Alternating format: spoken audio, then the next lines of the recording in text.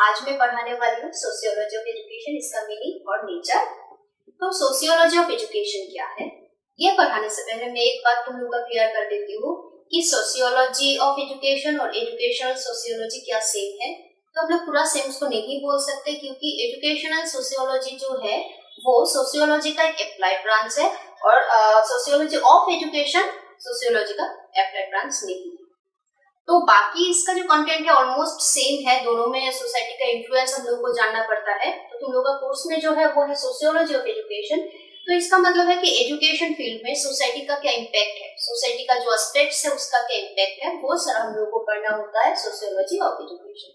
तो एजुकेशन और सोशियोलॉजी का और सोसाइटी का बहुत इंपॉर्टेंट एक रिलेशनशिप है, इसीलिए ये ही टॉपिक हम लोग को यहाँ पे पढ़ना होता है। तो सोसाइटी और एजुकेशन का क्या रिलेशनशिप है, इतना इंटीमेट रिलेशन है कि इसीलिए जॉन ड्यूवे ने क्या किए थे, स्कूल को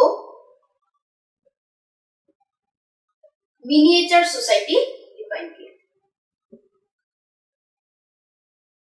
school is a miniature society, mini society तुम लोग बोल सकते हो, क्योंकि सोसाइटी में जो लोग रहते हैं वही लोग स्कूल या कॉलेज में रहते हैं। जैसे कि स्कूल के जो बच्चे होते हैं या टीचर्स होते हैं अलग अलग सोसाइटी से आते हैं, तो जो जिन सोसाइटी से आएंगे वही क्या करेंगे, उस सोसाइटी का जो इन्फ्लुएंस है उन लोगों में होता है और वही सारा एक साथ जब रहते हैं तो आपस का वो इम्पैक्ट होता है और इन्फ्लुएंस पड़ता है और सब मिलके क्या होता है। सोशियोलॉजी ऑफ एजुकेशन में हम लोग यही स्टडी करते हैं कि एजुकेशन में सोसाइटी का क्या इन्फ्लुएंस होता है और सोसाइटी का जो एस्पेक्ट्स है उसमें एजुकेशन का इम्पैक्ट है। जैसे कि मैं एक एग्जांपल देती हूँ, हम लोग स्कूल में जाते हैं, वहां पे क्या होता है, हर सेक्शन, सोसाइटी के हर सेक्शन से स्टूडेंट्स आते हैं। तुम एक दूसरे के साथ रहते रहते देखना हर चीज के बारे में जानने लगते हो, कुछ कुछ इन्फ्लुएंस भी तुम लोगों पे पड़ता है जिसके साथ हम लोग रहते हैं। तो इसीलिए क्या होता है, सोसाइटी का बहुत इंपॉर्टेंट इन्फ्लुएंस है जो क्या होता है हम लोग का डेवलपमेंट पे वो करता है। तो इसीलिए सोशियोलॉजी ऑफ एजुकेशन जो है हम लोग क्या करेंगे, सोसाइटी का जो एस्पेक्ट्स जैसे कि कल्चर, ट्रेडिशन, कास्ट, क्रीड, ये सारा जो है एजुकेशन में बहुत इन्फ्लुएंस होता है, वही सारा हम लोग उसमें स्टडी करेंगे। तो इन शॉर्ट तुम लोग को लिखना है कि सोशियोलॉजी ऑफ एजुकेशन में हम लोग आपस का रिलेशन वो कर जानेंगे सोसाइटी और एजुकेशन का। जैसे कि क्या होता है, देखो सोसाइटी का प्रोग्रेस किसके ऊपर डिपेंड करता है, एजुकेशन के ऊपर। जिस सोसाइटी में ज्यादा एजुकेटेड लोग रहते हैं उस सोसाइटी का स्टैंडर्ड देखना, और जिस एरिया में बैकवर्ड या लोग नहीं पढ़ते हैं उस एरिया का देखना, दोनों का बहुत डिफरेंसेस होते हैं। स्लम एरियाज का देखना, जो लोग स्कूल नहीं जाते, और एक स्टैंडर्ड सोसाइटी का देखना। डिफरेंस इतना क्यों होता है, क्योंकि एक स्कूल कॉलेज जाते हैं एजुकेटेड है और एक नहीं है। तो इसीलिए हम लोगों का सोसाइटी का डेवलपमेंट और प्रोग्रेस अगर हम लोग चाहते हैं तो इसका सबसे इम्पोर्टेंट टूल क्या है, एजुकेशन। इसीलिए बोला जाता है स्कूल और कॉलेज ही सबसे या एजुकेशन ही क्या है, एक इम्पोर्टेंट टूल है जिससे हम लोग का सोसाइटी में प्रोग्रेस ला सकते हैं। तुम एंशिएंट टाइम का देख लो, सोसाइटी कितना कंजर्वेटिव हुआ करता था, या बहुत सारा ऐसा ब्लाइंड बिलीव्स या हम लोग का सुपरस्टिशियस बिलीफ था, जो आजकल थोड़ा बहुत क्या हो रहा है, प्रोग्रेस हो रहा है, हम लोग का डेवलपमेंट आ रहा है। वो सारा क्यों हो रहा है, क्योंकि लोगों का मेंटलिटी का चेंजेस हो रहा है और स्कूल कॉलेज जाने लगे, सब लोग जानने लगे कि चीजें क्या सही है क्या गलत है, किसमें हम लोग को फेथ रखना चाहिए किस पे नहीं। तो यही सब मिलके क्या होता है, सोसाइटी का प्रोग्रेस होता है। तो और हम लोग का ही देखो, आज हम लोग स्टूडेंट्स है, कल जाके तुम लोग सोसाइटी का एक रेस्पॉन्सिबल सिटीजन बनना है। सोसाइटी का रेस्पॉन्सिबिलिटी तुम लोगों को रहेगा, सोसाइटी का जितना भी प्रोग्रेस है तुम लोगों को करना है। इसलिए एजुकेशन का भी असर सोसाइटी में होता है। तुम स्कूल कॉलेज में जो सीख के जाओगे, तुम जिस हिसाब से खुद को डेवलप करोगे, वही इम्पैक्ट सोसाइटी पे पड़ेगा। जिस सोसाइटी में लोग रहते हैं जो एजुकेटेड है, जो मैं बोल चुकी हूँ, या एक अच्छा नॉलेज या उन लोगों का मेंटलिटी अच्छा है, वही सोसाइटी का प्रोग्रेस पॉसिबल है।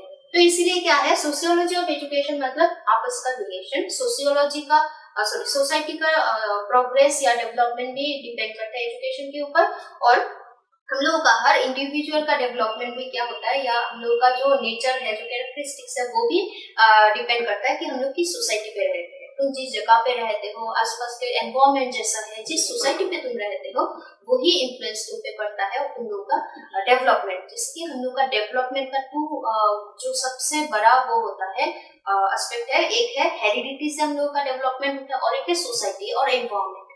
इसीलिए बोला जाता है कि हम लोगों का नेचर या बिहेवियर पता चलता है कि हम लोग किस सोसाइटी से आए हैं। तो बस इतना ही है सोशियोलॉजी ऑफ एजुकेशन, लोग बस बना के उसको लिखना है। पॉइंट वाइज अगर लिखना चाहते हो वो भी लिख सकते हो। फर्स्ट पॉइंट लिखना है कि सोशियोलॉजी ऑफ एजुकेशन में हम लोगों को पढ़ना होता है कि एजुकेशन और सोसाइटी का क्या रिलेशन है। फिर लिखना है कि सोसाइटी का जितना भी एस्पेक्ट्स है वो क्या होता है, एजुकेशन पे असर पड़ता है, क्योंकि हम लोग स्कूल कॉलेज जाते हैं तो हर एक के साथ रहते हैं, उस हिसाब से हम लोग का डेवलपमेंट होता है। फिर लिखना कि सोसाइटी का डेवलपमेंट भी किसके ऊपर डिपेंड करता है, हम लोग का एजुकेशन के ऊपर, क्योंकि हम लोग जिस हिसाब से एजुकेशन लेते हैं वही सारा हम लोग को फ्यूचर में कंट्रीब्यूशन देते हैं और उस हिसाब से हम लोग का सोसाइटी प्रोग्रेस या डेवलपमेंट होता है। जो लोग अभी भी कंजर्वेटिव है, नैरो माइंडेड है, उस सोसाइटी का देखना अभी भी उतना डेवलपमेंट नहीं हो रहा है, क्योंकि हम लोग का डेवलपमेंट ही सोसाइटी का डेवलपमेंट का मेन टूल है। तो मीनिंग में बस इतना लिखने से हो जाएगा। नेक्स्ट जो नेचर है, तुम लोग को ज्यादा लिखने का जरूरत नहीं है, 3-4 पॉइंट्स एनफ है, तो वो मैं कुछ पॉइंट्स तुम लोग को बोल देती हूँ। तो नेचर का ये 4 पॉइंट्स तुम लोग को जानना होगा। फर्स्ट है नेचर का, और कैरेक्टरिस्टिक सेम है, it helps to understand the cultural, economic, social trends in relation to education. It tries to find out what would be best contribute towards child's personality development. It studies various types of social relation and their impact on individual development. It is both theoretical and practical. It is the scientific study of how people live in social groups. तो first point यहाँ पे बोला गया कि ये क्या करता है कि हम लोग का सोसाइटी का कल्चरल, इकोनॉमिक, सोशल, ये सब का एजुकेशन में क्या रिलेशन है। जैसे कि मैं मीनिंग में बोल चुकी थी कि जिस सोसाइटी में हम लोग रहते हैं उसका कल्चर क्या है, हम लोग का इकोनॉमिक स्टेटस क्या है, स्लम एरियाज का एग्जांपल में दी थी, तो ये सब क्या होता है एजुकेशन पे उसका इम्पैक्ट होता है। तो इसीलिए बोला गया कि ये हम लोग को ये जानने में हेल्प करता है कि कोई भी सोसाइटी का कल्चरल, इकोनॉमिक, सोशल, ये सब का क्या रिलेशन है एजुकेशन के साथ। फिर बोला गया कि ये क्या करता है कि हम लोग का बेस्ट कंट्रीब्यूशन क्या होगा, कि सोसाइटी का बेस्ट कंट्रीब्यूशन क्या होगा, हम लोग का डेवलपमेंट, बच्चों का डेवलपमेंट के ऊपर इसका सोसाइटी का क्या इम्पैक्ट होता है।